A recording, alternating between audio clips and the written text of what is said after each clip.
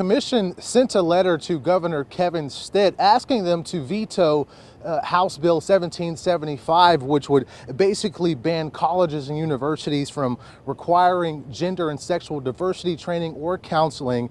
It also bans school employees from teaching certain topics about race and sex.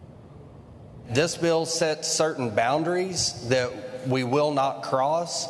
And that works in both directions because everything is on a pendulum. Debate on the House floor lasting for hours last week as Representative Kevin West fielded questions about a bill that bans sexual and diversity training for higher ed and bans public school employees from teaching certain topics about race and sex. If we're going to teach students, wouldn't you agree that it would be proper to teach that there are members that have been oppressed by collectively another race? This bill says that we're not going to teach people that because of their race or their sex, they are inherently evil for something that they had nothing to do with. I don't think that people should necessarily feel bad for something that happened in the past.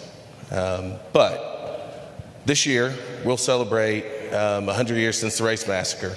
One of the reasons that wasn't taught about was the very same reason that we talked about, because people didn't want to feel uncomfortable about the participation of folks in their family. Tonight, the Tulsa Race Massacre Centennial Commission sending a letter to Governor Stitt asking him to veto the bill, saying in part, if this bill becomes law, it will have serious implications on teaching the 1921 Tulsa Race Massacre in schools, as well as much of the history of the U.S., which is rife with racism, sexism, and discomfort. American and Oklahoma history is uncomfortable, and reconciliation requires truth and processing that is not comfortable.